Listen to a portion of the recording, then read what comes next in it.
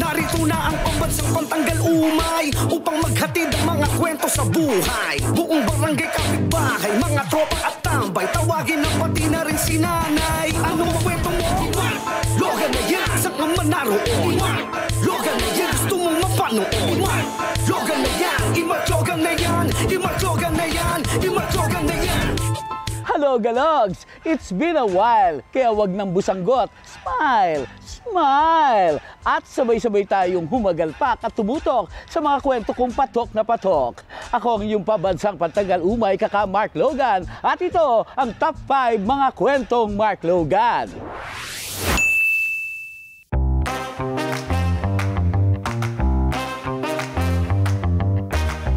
Sa kanyang taglay na angas, mapapatitig ka ng huwagas. Ito ang tanawing tsak hindi mo palalampasin. Kasi naman, nakaka-curious ang kanyang dating.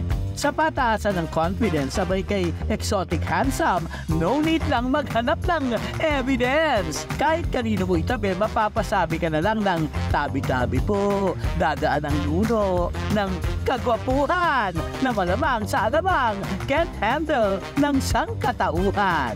Hello Galogs! Ako po si MJ Sable, ang nag-iisang exotic handsome ng Pinas.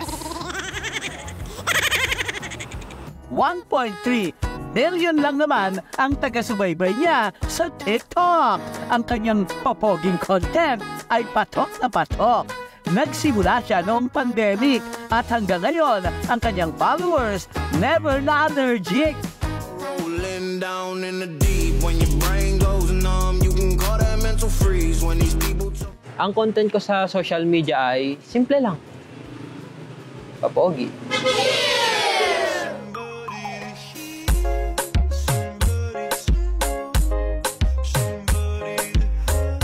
Nagsimula ako siguro nung mga pandemic yata yun. Nagsimula ako sa random contents lang. Ayun, hanggang sa medyo nag-trend naman na ako. Tapos, nabuo dun si Conductor, nagbibigay ng medical advice. Tapos, si Mang Torny, yan, na nagbibigay ng free illegal advice. Hanggang sa nauwi sa kay Pogi Sige na. Tapos, ayun, papogi-papogi na.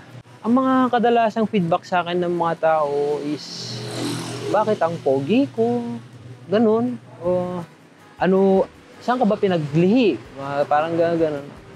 Sabi ko naman, I was born this way. Sobrang pogi ko talaga eh. Di ko rin alam. Siguro, genes or blessings.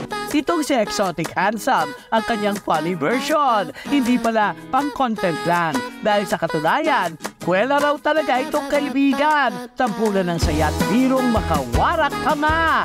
Kumbaga, source of happiness ng kanyang tropa. Pagkakasama namin siyang nakatambay, lagi niya lang kami pinapatawa, kaya sa tropa siya lagi yung naunguna pagdating sa pagpapatawa. Sa jokes, malupit yan. MJ, okay naman siya. Tuwing makikita mo siya, lagi ka lang tatawa. Lalong-lalo na sa gupit niya. Hindi ko na alam kung ano yung pinagagawa niya sa buhay niya.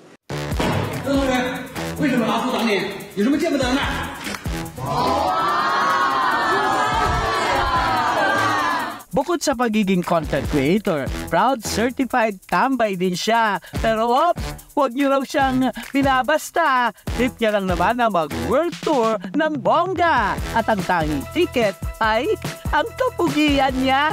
Kahit tambay ako, may pangarap ako sa buhay eh. Gusto kong makaahon sa buhay ng tambay lang ako. Gusto kong ma-fulfill yung mga goals ko sa pagiging tambay lang, bukod sa pagiging pogi. Balak kong libutin ng buong Pilipinas na gamit lang ang aking kapugian. Tunay nga sa tipikal na pamantayan, di dapat tayo nagpapa-elbow. Kung sino man tayo, abay, huwag ikahiyang i-show. Dahil sa dulo, sa kanya-kanyang life tayo pa rin ang sentro. Hindi lang ang opinyon o chika ng kung sino. Rampa na, Exotic Handsome. Ipalaganap na sa buong kalawakan ang nag-umapaubong good vibes sa katauhan. Ang mga Noipi talagang magaling pagdating sa usapan ng sining, mga likhay puno ng ningning. Sa pagpipinta, isa tayo sa mga mahuhusay, mga likhang walang kapantay. Tulad nila Amor Solo at Juan Luna, talagang fantastic ang mga obra. Hindi lamang sa Pinas namamayagpag dahil umaabot tayo sa ibang bansa upang siling ay ipahayag. Isa na rito si Kuya na parang si Picasso kung tumira. Ang kanyang mga obra, wow! Kasaganda! Sige nga! Meet Bermin Rigor! Ang astig at nakakabilib na pintor! Hello Galogs! Ako po si Bermsart using Put ng San Pedro, Laguna. Hindi raw hadlang ang kapansanan para sa kanyang natatanging pangarap. Gamit lamang ang kanyang mga paa. Aba, itong si Kuya ibang galing sa paggawa ng obra. Wow! Bongga!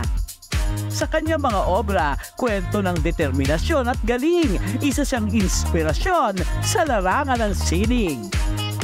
Bali nung bata pa lang ako, pinanganak na talaga ako na ganito. Tapos yung magulang ko, sila yung naggabay sa akin para lumaki ako ng maayos. Ang bali kasi dati, ang natutunan ko lang yung pagsusulat. Then one time naisip ko na mag-drawing din ako gamit yung pako, baka kaya ko.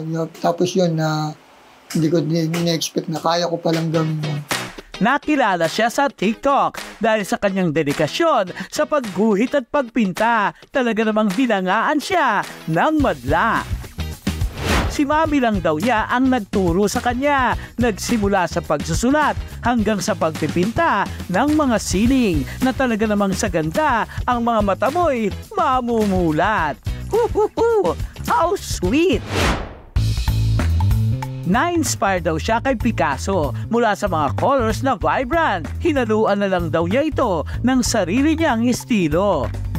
Bali na-inganyo ako sa mga gawa ni Pablo Picasso kasi yung makukulay siya. Tapos yun nga, naisip ko na pwede ko siyang i-apply sa sarili kong style. Kaya naisip ko gawin yun para kasi mukhang maganda siyang tingnan. At saka kasi yung parang hinalin tulad ko rin siya sa rainbow, yung makukulay. Na pagtapos ng ulan, di ba yun yung mga nakikita ng tao, parang nagbibigay pag-asa yun. Parang doon ko siya hinalin tulad yung mga gawa. Bukod sa pagpipinta, gumagamit din siya ng charcoal sa kanyang mga obra. Talaga namang ikay mamabangga dahil kaya niyang gawin si Catherine, Wednesday Adams, pati si Ed Caluwag, Sharon. Loko. Sa kanyang bawat guhit, pag-asa at pangarap niya ay nakakamit maging isang pintor sa kabila ng kanyang kapansanan. Ituloy lang nila kung ano yung talagang pangarap nila sa buhay nila. At huwag silang panghinaan ng loob. Huwag silang mawalan ng pag-asa at lagi lang din silang magdasal. Kasi naniniwala ako na pag maganda ang hangarin mo, lahat ng mga dinadasal mo, di rin ginong nasa itaas. Kuya Bermin, isa kang lodi dahil sa pet malumong obra na splendid. Sa iyong bawat guhit at kulay, damdamin mo ang nagsasalita ng mga pinta na may dalang himig ng tagumpay at pag-asa. Logan na yan, gusto mo mapanood, i-mark. Logan na yan, i-mark Logan na yan, i-mark Logan na yan, i-mark Logan na yan. Logan na yan, gusto mo mapanood, i-mark. Logan na yan, i-mark Logan na yan, i-mark Logan na yan, i-mark Logan na yan. Barker na astig naman ang next na bibida sa usaping karapatan. Hindi yan pumapalya, kaya upong 13 lang. Bigyan ng karapatan yan sa biyaheng happy, sakay na!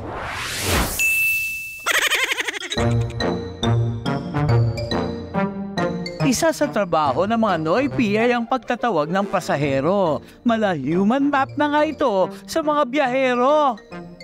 Jeepney Barker ang tawag sa kanilang mga Gina caller. Aayain ka nilang sumakay dahil babiyahe na, aber! Dito sa terminal ng jeep sa Cugeo, Antipolo, sikat na sikat itong si Rene Arojado. Kung sino man yung wala kang bayad dito, umamin na ngayon din. Meron ba nga amin? Sige po, huwag kayong mahiya. Natural lang yan. Ito, doon sila, mukha ka mayaman.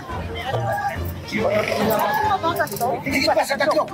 Siya lang naman ang barker na bibigyan ka ng karapatan. Bigyan ng karapatan ng bawat isa. Upong 13 lang at lalarga na ng masaya sa pupuntahan. Hello Galugs! Ako po si Boy Karapatan ng Antipolo City, ang nag-iisang Boy Karapatan lang sa Kalam. Yo, what's up, man? Lahat kayo may karapatan sa bahay ni Boy Karapatan. Handa na ba kayo? Go!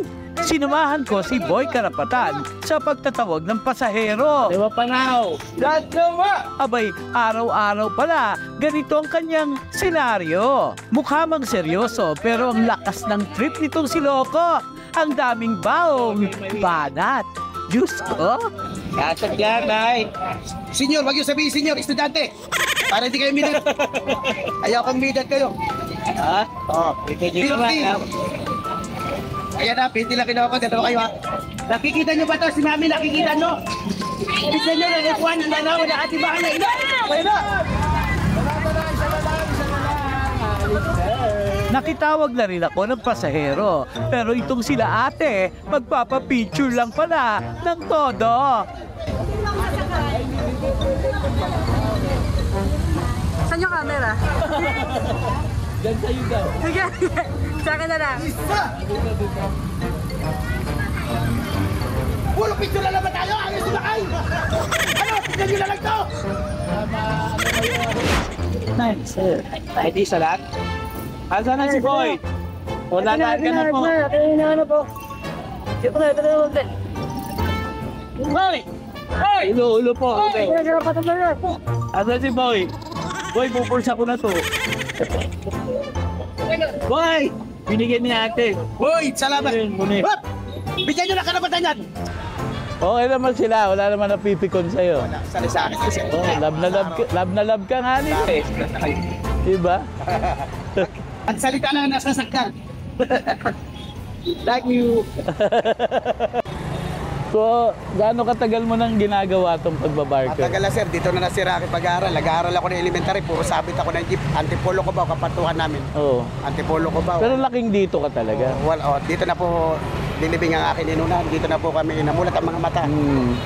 Pag galing po sa trabaho, nare-relax po kami, nawawala yung pagod namin at enjoy na enjoy kami. Si Boy Karapatan, masayahin pag siyang naka-duty. Naiinggit po yung mga pasahero namin dahil masaya nga habang sumasakay, nakangiti sa kanya, nagababay-babay. Mula umpisa, itong si Boy Karapatan mukhang di nauubusan ng hininga, ng social energy niya. Kahit anong sigaw, walang hingal at palya. Handa na ba kayo para magbayad ng buwis? Buong-buo pang boses, pwedeng mag-broadcaster sa lupit. Mala Julius Babaw ang atake, pero bersyong pagalit. Ibang klase ka, Boy Karapatan. Pinatunayan mong kahit mahirap ang buhay at anumang trabaho, lahat tayo'y may karapatan. Karapatang sumaya at maghatid kwela sa pinaka-espesyal na paraan. Ituloy mo lang ang pagpapatawa dahil maraming pasahero at tao sa social media ang napapawi mong pagod ng bongga. Bolo! Ano, tignan nyo na lang ba to? Jeep to, sinasakyan nyo to. I rode my jeepney at dumayo ko sa Caligara, Leyte. At doon ko na-sight ang moving bahay, mga te! Kaya Logalogs, sabay-sabay nating dayuhin ang bahay jeepney Antet.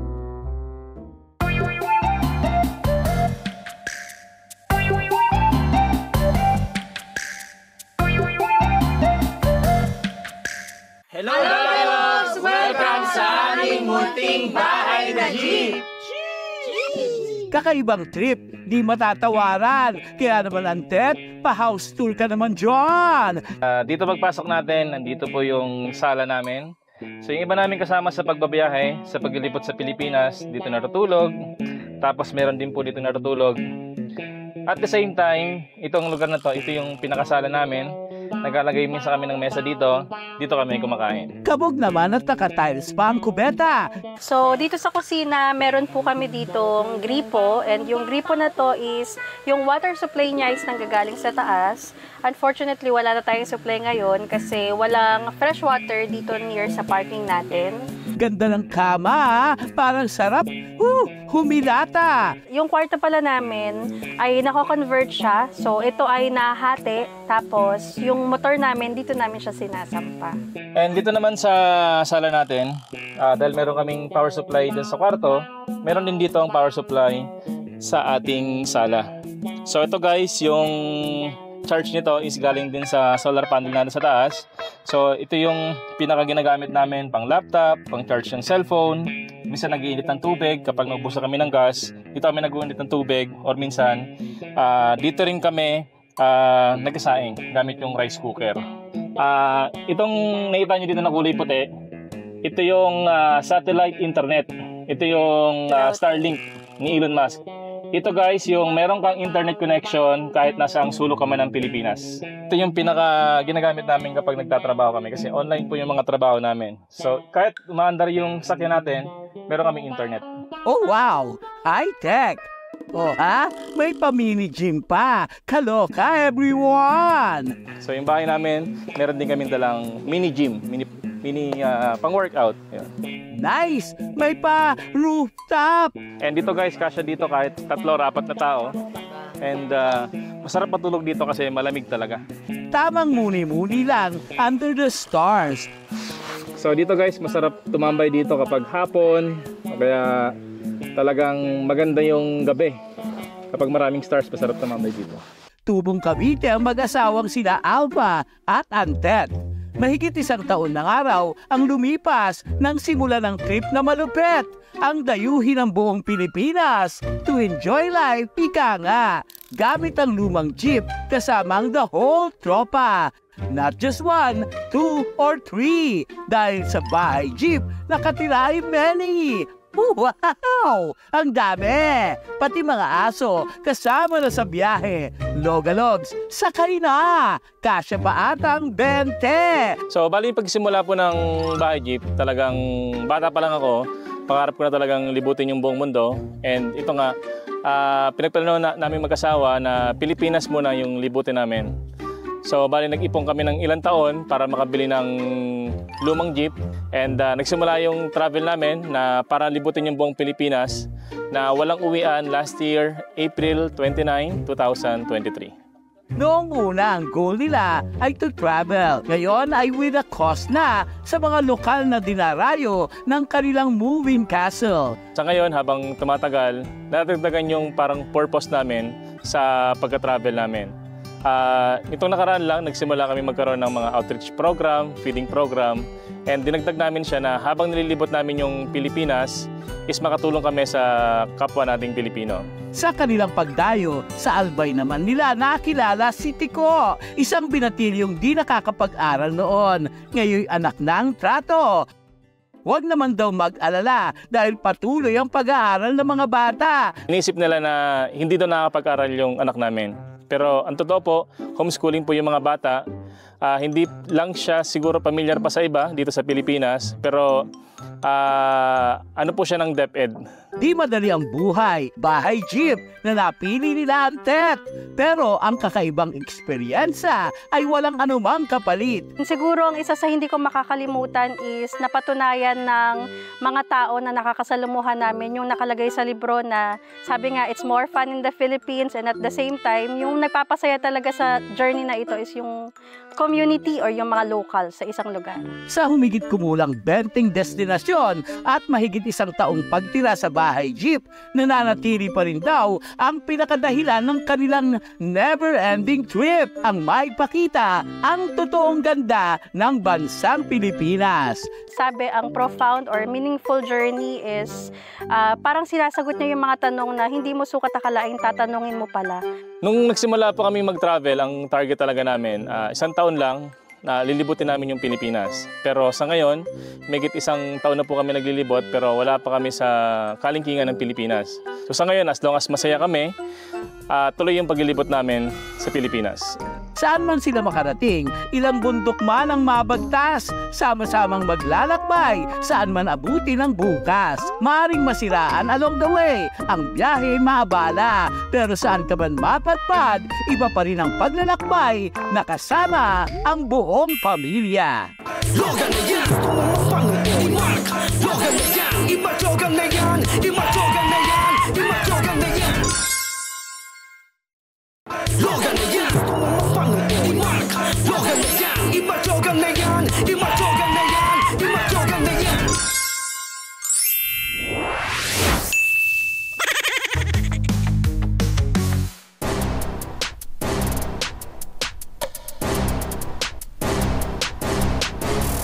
Ang angas, ang tikas, kahit anumang bigat walang atras. Grabe ang muscles, di ko carry. Uwi na yata ako. Mami! Oh, baby girl, wag mo ba to ha? Sabi ko nga, bata mo ko, di ba? Meet Jane Marie, ang sambuanggenyang 9-year-old batang bakal. Dito sa Pasobulong, weightlifting ang tambayan, kasamang weights na walang kasing kapal. Hingal, pero ang kanyang focus ay di matatawaran. Kasama ang kanyang Coach Greg sa trainings na pangmalakasan. Tinatrain ko si Jane, wala pa 1 year. Na-introduce sa akin na interesado si Jane mag-weightlifting. Para kumigo hindi, tormento el weightlifting. Tiene besta kansayo. Pero porsigido man nyo con este. Halos everyday ay dito lumalagi si Jane Marie na supported ang parents sa kanyang hilig, mga tea. Yung sinabi sa akin ni Jane, ni Baby Jane na gusto daw niya yung weightlifting, sabi ko kay Jane, sige nak, kung yan ang gusto mo, susuportahan kita. Ang gusto ko lang magdasal ka palagi sa Panginoon, nabigyan ka niya ng malakas. Pati wag mong kalimutan yung mag-iingat ka sa pagbubuhat mo kasi mabigat yung bubuhatin mo. Wala pang 1 taon nang sinimulan niya ang kanyang weightlifting career. Nagcha-champion pa nga, kaya ang pamilya todo cheer. Ang kanyang inspirasyon ay ang Olympic gold medalist na si Heidelin Diaz na tubong Zamboanga na dumaan din kay Coach Greg as a trainee noong ito'y bata pa. Nung umpisa rin si Heidelin alos 11 years old, pasyal-pasyal sa amin. Una papunta-punta, laro-laro lang hanggang balang araw naging champion din si Heidelin. Mabata si Jane nung umpisa kay Heidelin. Si Jane nung umpisa 8 years old, si Heidelin 11. May future talaga si Jane na magiging champion. O ha? Maging ang mga utaw sa paligid napapanganga. Ala sige Jane Marie, ikaw na talaga ang weightlifting fairy. Bigat! Oh my God! Huwag naman mag-alala dahil ang pag-aaral ni Jane di daw napapabayaan. Puspusan man ang training di hadlang ang nakahiligan. El dimiyo sir, si decision si Kere kami sir, ta-suporta lang kami, tatay na kami, suporta. Kere kami yung piligunere sir, o wala, entrar de eskwela una, kabar de eskwela, alsa balber, alegre, importante, tiene el estudio sa kabesa sir. Normal na bata pa rin siya pagdating sa kanyang tahanan with other kids na nakikipaglaro at nakikipagkulitan. Ngayon ay naghahanda si Jane sa susunod pang kompetisyon. Meron siyang laban itong September 26 na Zamboanga Hermosa age group. Makita natin yung yung performance niya. Kaya't si Coach Greg may hiling na suporta sa atleta ng new generation. Sana mag-support nila mga atleta o mga private sector kasi ang karamihan kasi mga weightlifting, puro to mga mahirap mga atleta ko. Katulad ng mga weightlifter mga bata, tingnan nyo karamihan nga nag-ensayo, walang sapatos na yung mga damit nila na yung vitamins. Kaya kahit kami mga coaches minsan abono, yung mga magulang. Bulinggit man kung titingnan, ang pangarap di kaliitan. Hindi, kay Rio algún día man champion iguales kung ate Heidelin Diaz. Wow! Claim it, Jane! All-out support ang Loganog sa iyong road to fame. Totoong mahirap ang mangarap kung ang suporta ay di sapat, pero wala ang bigat ng pangarap kung determinasyon ang katapat. Kaya Jane, iangat mo ang pagpupursigi at pagbutihin palalo ang pag-iensayo upang makamit ang minimiting tagumpay na naghihintay para sa iyo.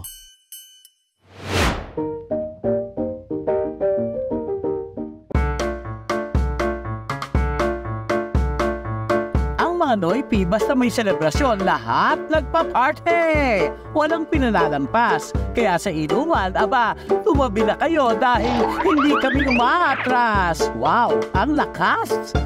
Pero itong si Kuya, akala mo, nasapak ni Pacquiao, nakatulog at naging instant patay.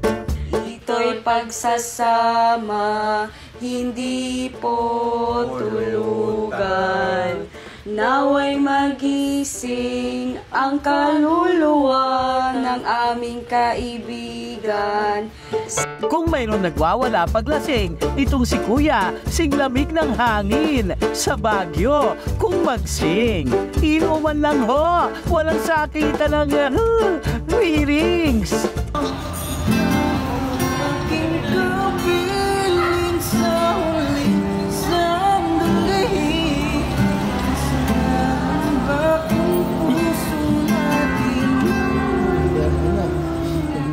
Kung may kantahan, hindi naman mawawala ang sayawan. Ibang klase rin ang datingan. Basta kasama ang barkada, iba ang saya. Sige, ataw!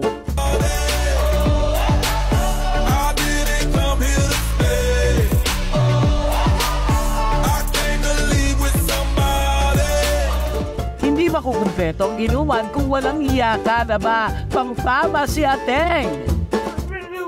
Masaya po ako. Ako may sayo. Ano sayo po? Alamit. Palakasan ba uminom ang labanan? Tumabi na raw tayong lahat dahil itong si Ate ginawang tubig ang anak. Kapit lang kapatid dahil may dadalhin tayong delivery. No, it's not a package dahil itong si Kuya sa inuman na-damage. Magbiro na raw sa laseng, huwag lang sa taong bagong gising. Pero itong si Kuya, naubos ang pasensya, kaya sa inis, tinaob ang lamesa. Sayang, ang sisig Kuya. Basta talaga inuman ang usapan, ang mga Noipi handang makipagtagisan. Umaraw man o ulan, nariyan ng inuman. Paalala lang sa atin ni Kangay, drink responsibly upang tayong lahat ay lagi lang happy.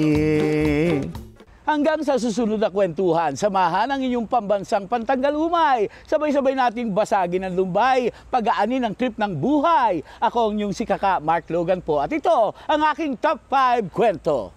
Logan na yan, tumumapang ni Mark. Logan na yan, iba Logan na yan.